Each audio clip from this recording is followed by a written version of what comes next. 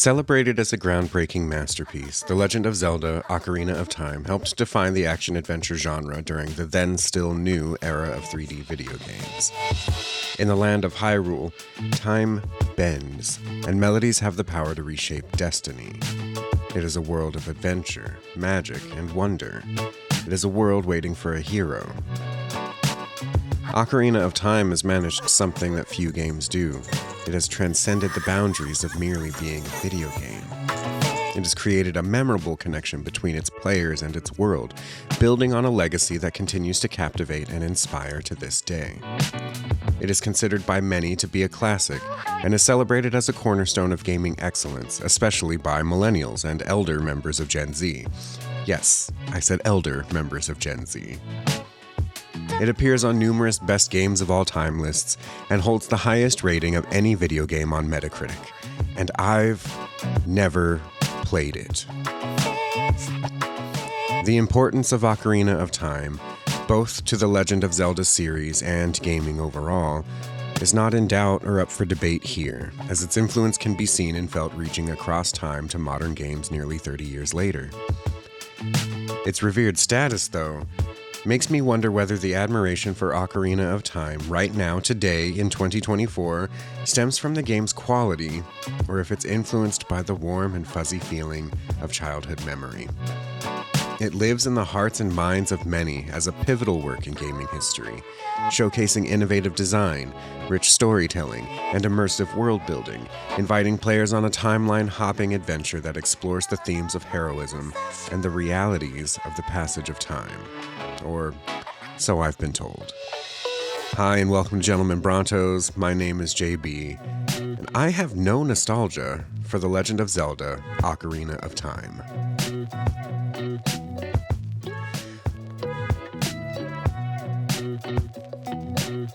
Ocarina of Time came out just a few weeks before my 12th birthday. At that point, I was only vaguely aware of the Zelda series. I never had or played the original Legend of Zelda or its sequel on the NES. We never had a Super Nintendo when I was a kid, so I missed A Link to the Past as well. My first exposure to Zelda was Link's Awakening DX, a re-released version of the Game Boy's Link's Awakening in color, when my sister got her Game Boy Color for her birthday that year, along with a copy of that game. Neither of us ever really played it, though. We'd wander around the beginning area and slash at plants and make note of the chain chomp. That chain chomp had me convinced that Mario and Zelda lived in the same universe. At that time, though, I was more interested in our Sega Genesis. That summer, my cousins and I put a lot of time into Mortal Kombat 2 and Mortal Kombat 3, having mostly not been allowed to play them prior to that point. We played a lot of Sonic the Hedgehog 3 in particular, and Comic Zone as well was a favorite. A friend of mine let me borrow her Sega Nomad, which was a game changer in my life. I no longer needed to wait for the TV to be free. I could simply play Genesis wherever I wanted, as long as I was close enough to a power outlet. That year, my aunt also bought a PlayStation, so my first real steps into 3D gaming were on that side of the aisle, led by a certain Bandicoot. Despite the excitement friends of mine and classmates I knew had for the upcoming Ocarina of Time, I simply couldn't be bothered with it, as I had no real knowledge of, or affection for, the games that came before it. At release, I was aware of the game because of the amount of excited chatter I had heard from classmates who had an N64 already. I didn't get mine until Christmas of the following year. But in November of 1998, we found a gold cartridge at school. Some poor overexcited kid brought it to show it off and carelessly lost it. For nearly a week in 1998, I had The Legend of Zelda: Ocarina of Time in my possession. But I ultimately returned it to its owner because it was the right thing to do, and definitely not because I didn't have an N64 yet. Then for my 12th birthday that year, one of the rare occasions a new video game would find its way into my hands, I opened up Pokemon Red version, and I didn't think about Ocarina of Time or The Legend of Zelda again for years. In 2002, Nintendo ported Ocarina of Time to the GameCube as part of the Legend of Zelda Collector's Edition, which was a compilation of older Zelda games. Another GameCube release included the original Ocarina of Time, as well as a second, more difficult version called Master Quest. In November of 2003, Ocarina of Time was ported to China's iQII player as one of the 5 games available on its release.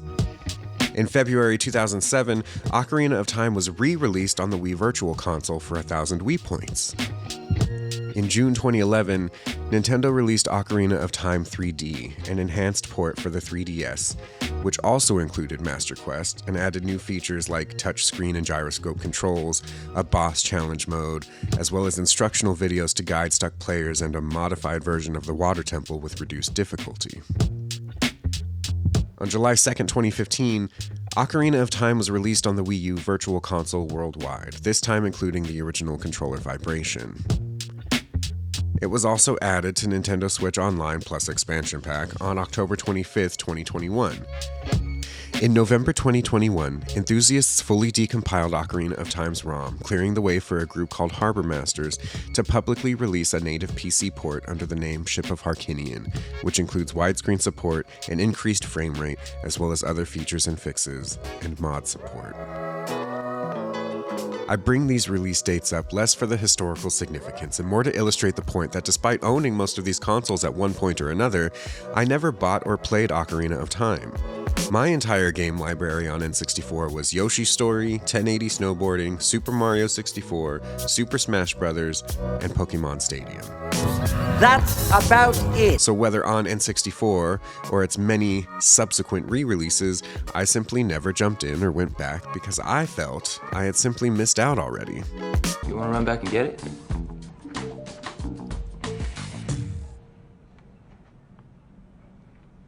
No, we've gone too far. That is, until now.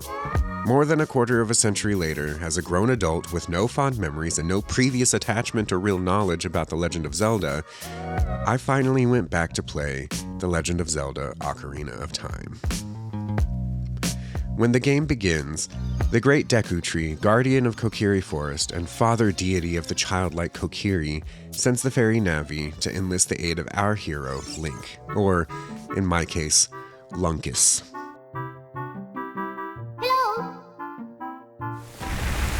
Navi awakens Link from a nightmare in which he sees a frightening man in dark armor pursuing a young girl on horseback.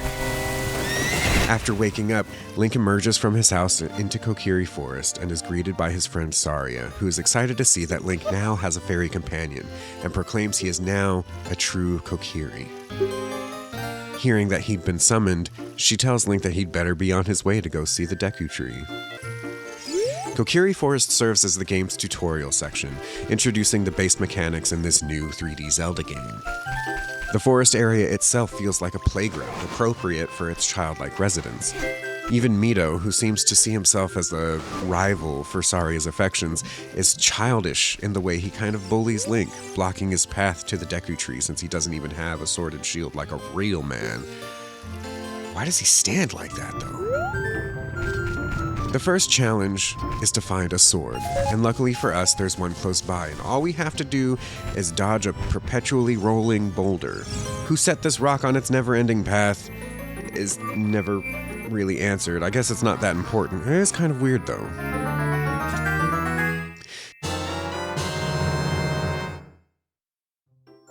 Since we picked up rupees hiding in plants and shit along the way, we can buy a Deku Shield at the shop in Kokiri Forest, which honestly is a weird place for a shop considering that they sell shields and arrows and not a lot else. Having found and equipped a sword and shield, Navi brings Link to the Great Deku Tree. The Deku Tree explains to Link that he's been cursed and that Link and Navi must break the curse. Then he opens wide and says, "Ah." Weirdly enough, it's only the first mouth you enter in this game. The Great Deku Tree serves as the game's first dungeon. After exploring and fighting plant monsters and spiders, Link and Navi manage to find their way to the beast at the center of the Deku Tree's curse using fire.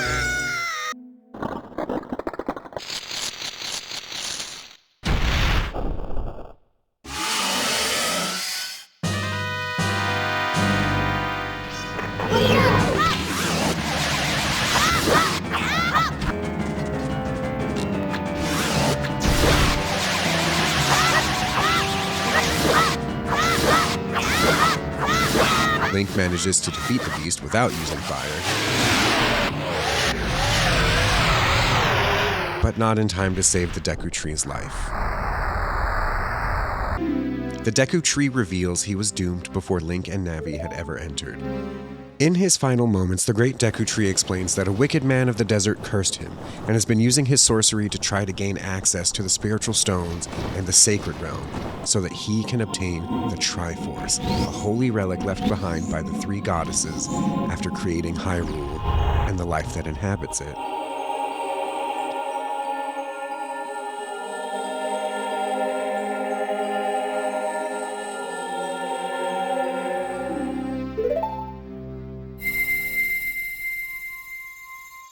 He then gives Link the Kokiri's Emerald, the spiritual stone of the forest, and tasks him with traveling to Hyrule Castle to speak with the princess, pleading with Link to never allow the Dark Man into the sacred realm. Honestly, this seems like a lot of responsibility for a kid.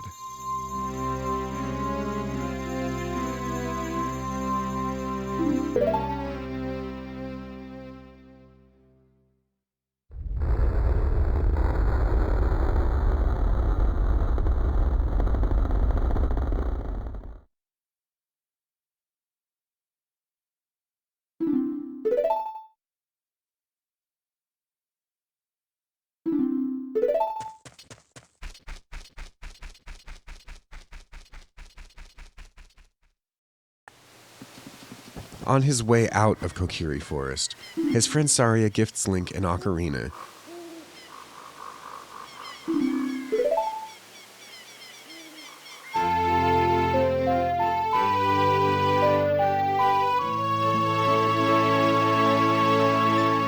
Then he awkwardly runs away like Napoleon Dynamite.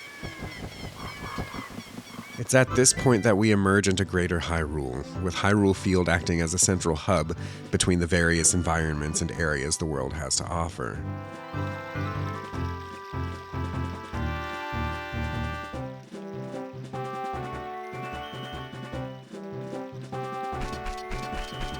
At the top of the map is Hyrule Castle, our next destination. However, along the edges are routes to Kakariko Village at the foot of Death Mountain.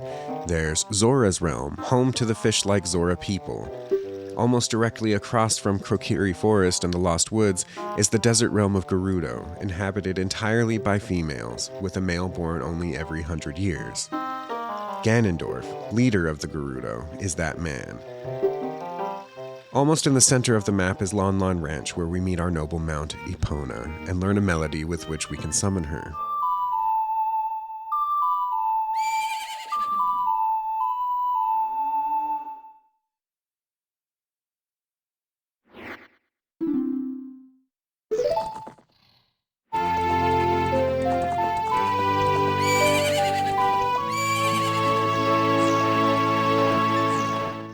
To the south is Lake Hylia. Exploring Hyrule as a child is, for lack of a better description, rewarding in the way it reinforces that sense of childlike wonder. After crossing Hyrule Field, Link makes his way to Hyrule Castle and finds he has to sneak in since not just anybody can gain access to a princess.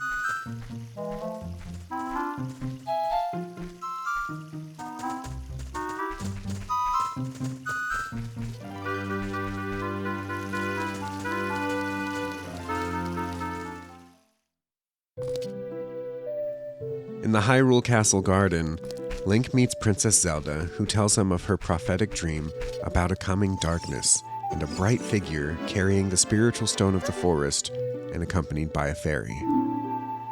Upon learning that Link does in fact already have the first spiritual stone, she tells Link that she believes he is the figure from her dream and that the darkness, the dark clouds enveloping everything, is the Gerudo leader Ganondorf, who is currently swearing allegiance to the King of Hyrule.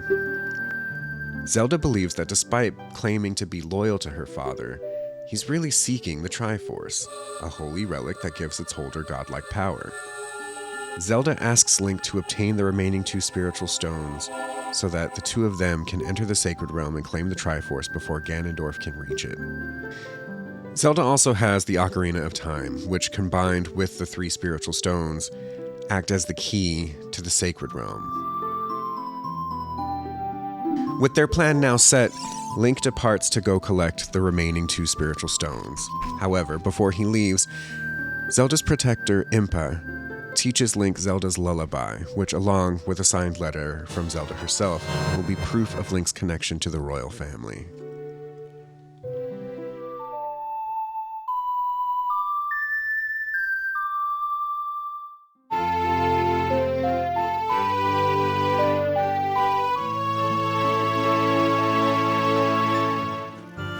Having met the princess and with the next part of our very important mission set, it's time to explore.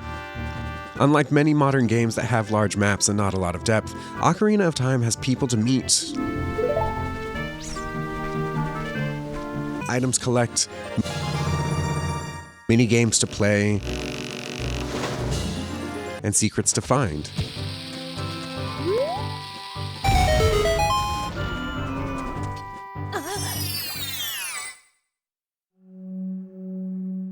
Link makes his way up the trail to Death Mountain and meets King Darunia of the Gorons.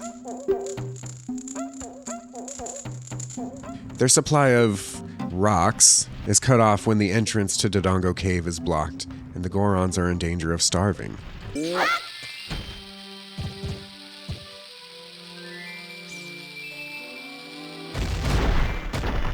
Link reopens the way into Dodongo's cave and squares off against a big-ass dinosaur.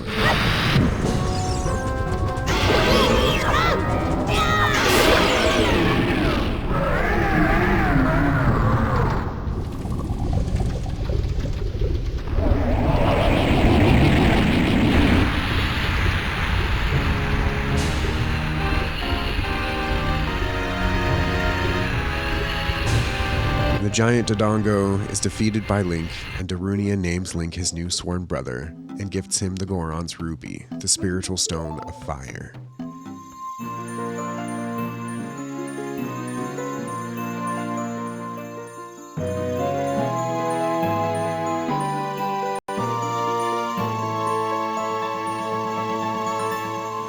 With 2 of the 3 spiritual stones in his possession, Link ventures to Zora's domain and learns from the king that his daughter, Princess Ruto, is missing. The worried king begs Link to find his daughter and then moves very slowly out of the way so Link can proceed to Zora's fountain and enter the great Jabu Jabu, the guardian deity of Zora's realm.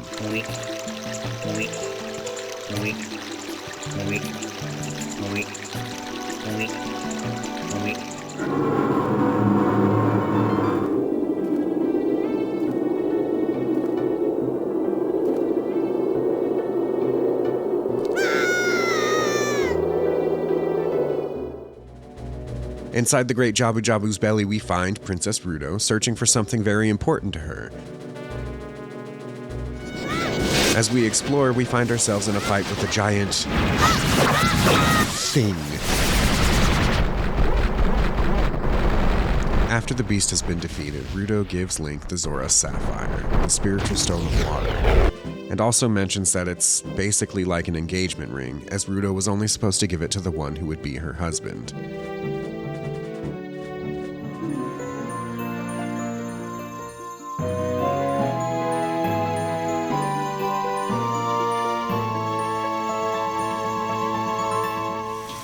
Newly engaged, Link returns to Hyrule Castle, where he sees Zelda and her caretaker Impa on horseback, fleeing from Ganondorf exactly as in Link's dream.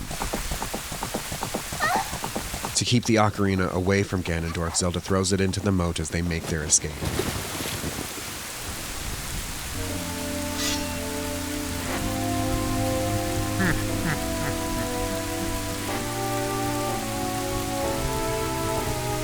Ganondorf asks Link incredulously, "Do you realize who you're dealing with?"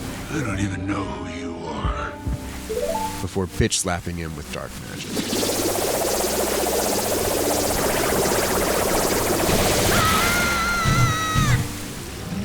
When Link recovers, he retrieves Zelda's Ocarina of Time from the moat and makes his way to the Temple of Time, where he uses the ocarina and the spiritual stones to open the door to the Sacred Realm.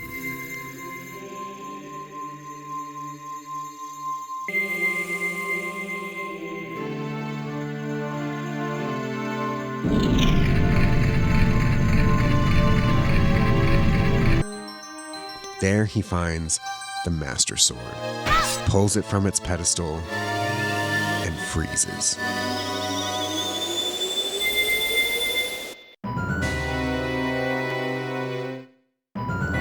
Unfortunately, as it turns out, with the doors open and the way cleared, Ganondorf was able to follow Link into the Sacred Realm and claim the Triforce with nobody standing in his way.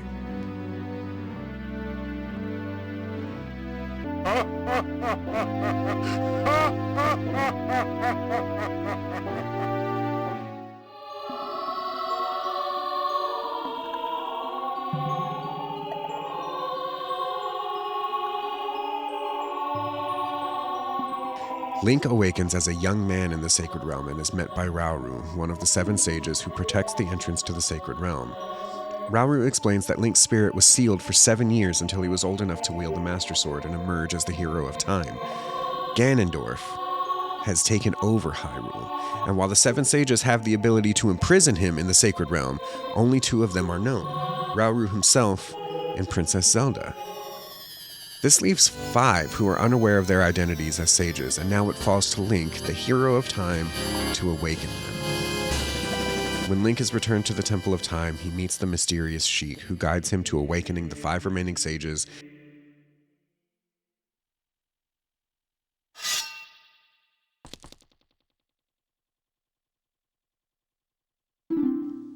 Spending time in Hyrule as a child, getting to know the land and its people, makes the 7-year time jump hit so much harder than simply starting in a post-apocalyptic world and being told it's up to us to undo the damage done by the new evil king. I felt very much like something had been lost. Despite only spending a few hours in this world at this point, I had grown attached to the world, and the friends I, or Link, or again, Lunkus in this case, had made along the way. Thankfully, we can travel back and forth between the 2 time periods by placing the Master Sword back in its pedestal in the Temple of Time.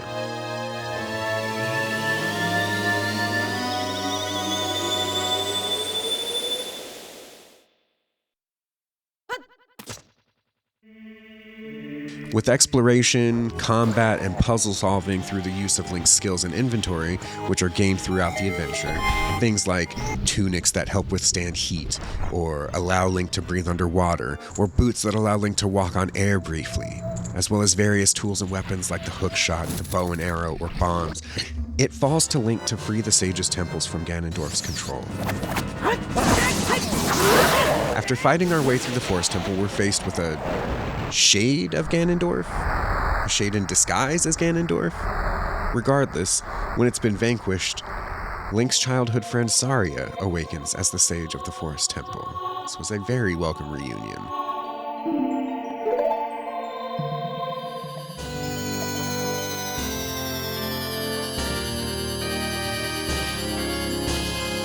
In the Fire Temple, we face the dragon Volvagia.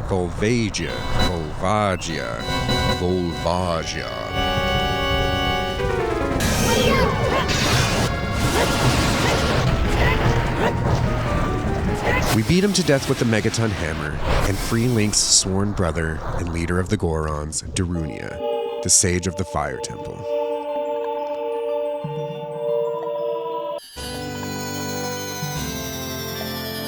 Honestly, fuck the Water Temple. Like, actually.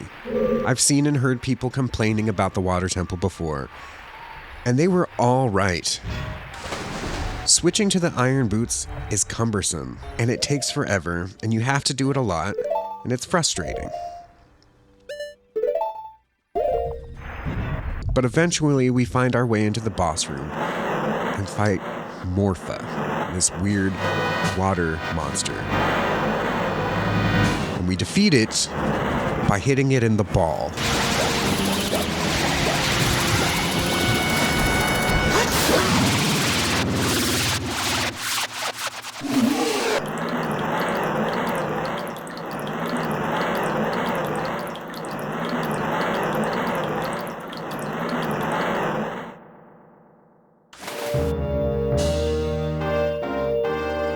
This awakens Link's fiancée, Ruto, Princess of the Zora, as Sage of the Water Temple.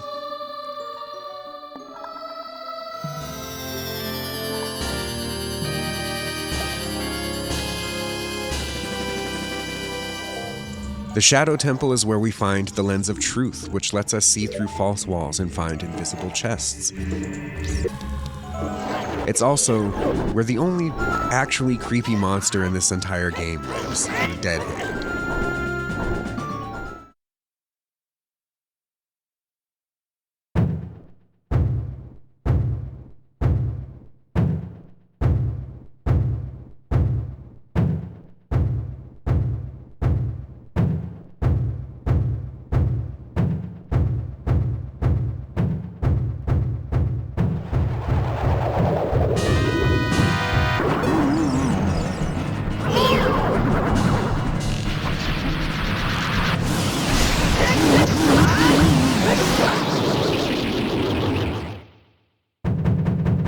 After defeating a creature called the Bongo Bongo, We give you sa una bongo. we free Zelda's protector Impa and awaken her as Sage of the Shadow Temple.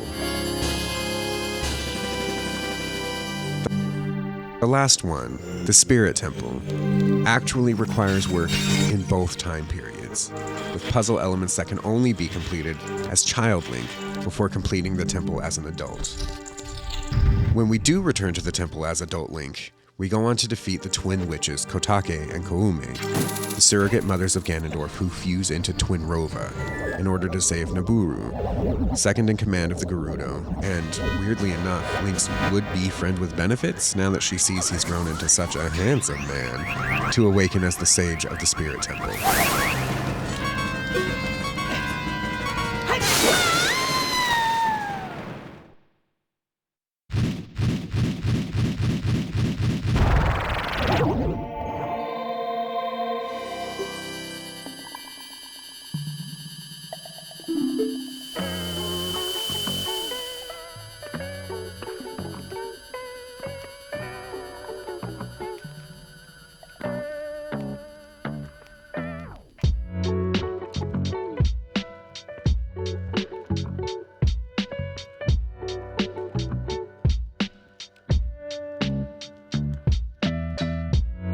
All 5 of these sages are people Link had befriended as a child, which lends a sense of familiarity and importance to the role Link plays in this adventure. After they've been awakened to their cause, Sheik reveals herself as none other than Princess Zelda, the 7th sage. Zelda explains that Ganondorf's heart was out of balance, and being so unbalanced, it caused the Triforce to split into 3 pieces, leaving Ganondorf only the Triforce of Power, while miraculously, Zelda received the Triforce of Wisdom, and Link the Triforce of Courage. Having revealed herself, Zelda is imprisoned in a large crystal by Ganondorf and transported to his castle.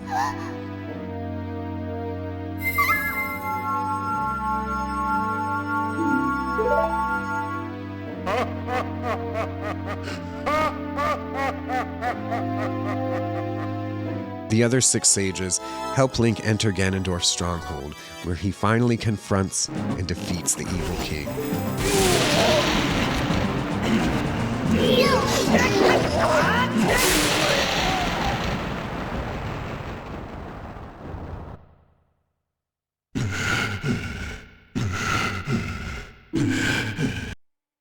Who, with his dying breath, brings the castle down around them in an attempt to take Link and Zelda out with him.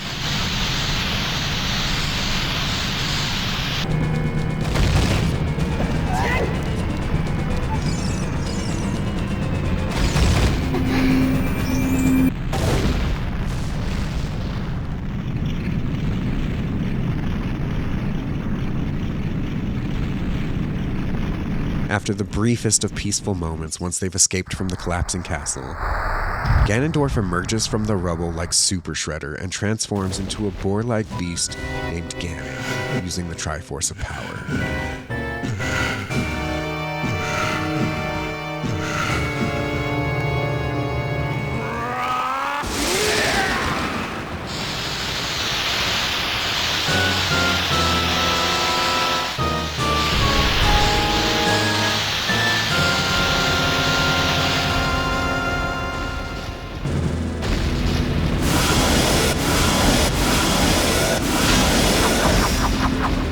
He knocks the Master Sword from Link's hand.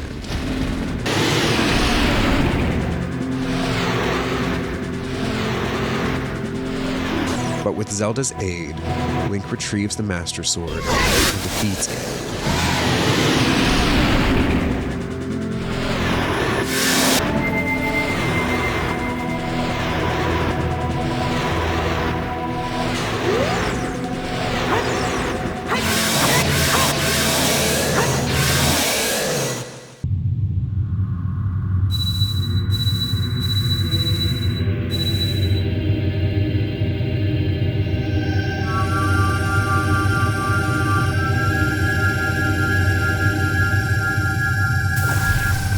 The Seven Sages seal Ganondorf in the Sacred Realm, but he vows revenge on their descendants using the Triforce of Power.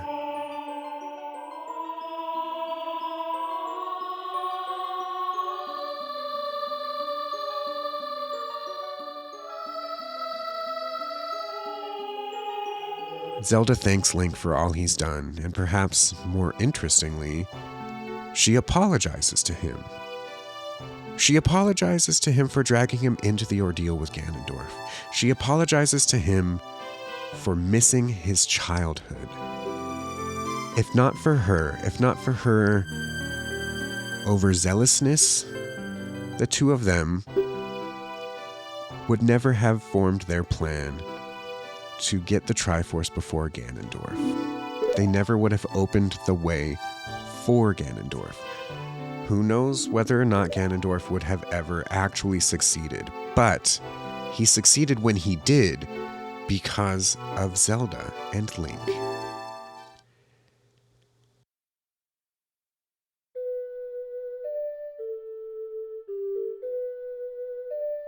After reflecting on the consequences of her decisions, she offers Link the time he missed because of her, and uses the Ocarina of Time to send him back to his childhood.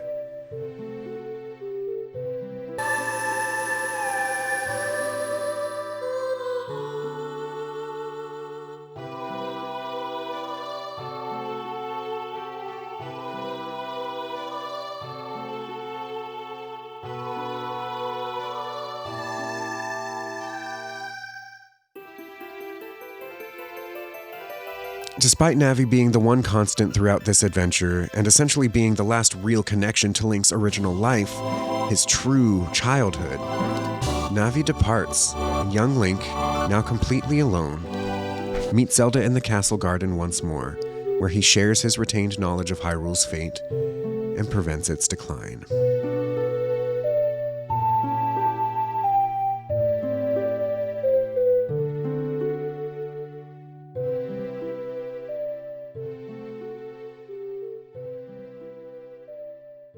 This game is a bit of an inflection point on the official timeline as well, as from this point, the timeline splits into 3 distinct paths. One timeline continues from the point 7 years in the future after Ganondorf's defeat, and Link has been sent back in time. Another timeline continues from the point of Link's return to his childhood.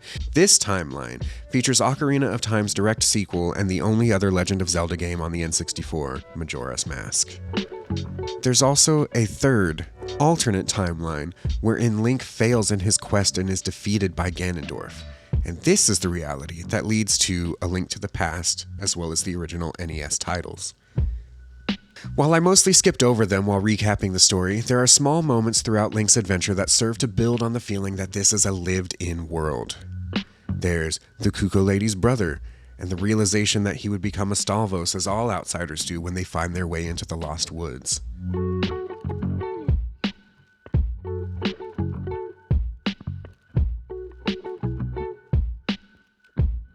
There's the man in the windmill who teaches Link the Song of Storms, just so Link can go back in time and teach it to the man in the windmill.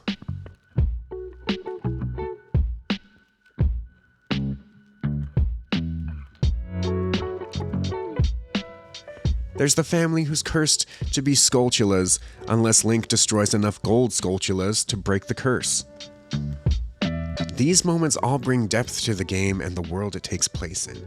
Obviously, we now know how well regarded this game is. We can see how influential it was, and while not the first game to include such systems, The Legend of Zelda Ocarina of Time's gameplay did help to popularize features such as a target lock system and context-sensitive buttons that have since become common elements in 3D adventure games. Several prominent members of the gaming industry have expressed how the game impacted them and their work. Dark Souls creator Hidetaka Miyazaki of From Software said The Legend of Zelda became a sort of textbook for 3D action games. Zelda has been cited as an influence on things like the Witcher series by CD Projekt Red. Former Rockstar Games Vice President of Creativity Dan Houser stated in 2012 that anyone who makes 3D games who says they've not borrowed something from Mario or Zelda on the N64 is lying. Is this a perfect game? No. But no game is. Is Ocarina of Time the best game ever? No, not by a long shot from my point of view. What about the best Zelda game? Well, I can't really say. Remember, I said I've mostly just missed out on Zelda as a series. More research is definitely needed here. But why did I go back and play Ocarina of Time now in 2024? Honestly, curiosity. It took 26 years, but I finally hit the point where I simply had to know what this game was and could be to me, after seeing what it has been to so many others for so long.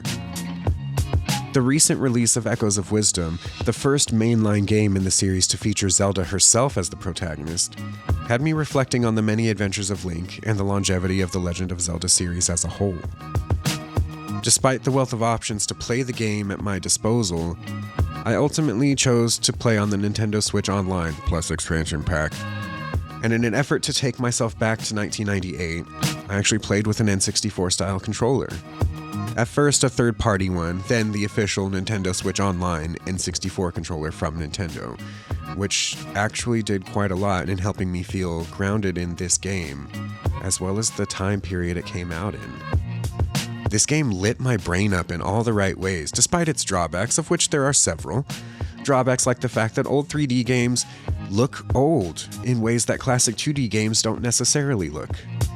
They don't always age as well, and often nostalgia is necessary, less to enjoy them, but to remember enjoying them. The frame rate is abysmal by today's standards, and sounds on the N64 weren't always the prettiest given the limitations of cartridge-based games. The experience of this game, though, wasn't harmed or hampered by any of this.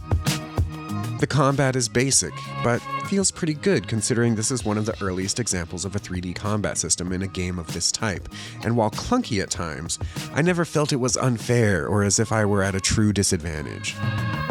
Solving puzzles felt rewarding and made me feel clever, the way good puzzles do. I did turn to guides for help from time to time, which generally speaking is something I try not to do, but I missed out on the part of this game where I got to talk about it with my friends at school and share strategies for bosses and solutions for puzzles with each other. And sadly, this is the one part of the experience of the game that I think is missed the most when playing games nowadays. The Legend of Zelda is clearly a very special series, and I can now confirm for myself, and maybe anyone out there who's still unsure, that Ocarina of Time is a very special game. Not a perfect one, not the best one, but a fantastic bridge between classic 2D action-adventure games and the 3D games it helped to influence. Ocarina of Time is a damn fine video game. Honestly, well deserving of its status as a masterpiece, and while I have no nostalgia for it, it did awaken nostalgia for the era it came out in. It made me feel nostalgic for the belief in that kind of magic, the way movies from my childhood did and sometimes still do. Stories of magic and heroism, stories about fighting monsters and sorcerers, and saving worlds and realms and princesses, fairy tales and adventures that maybe more than anything have me wondering what the alternate timeline where I played this game back in 1998 might have looked like. Now that I've played Ocarina of Time, I do have one question that now lives at the forefront of my mind. What about Majora's Mask?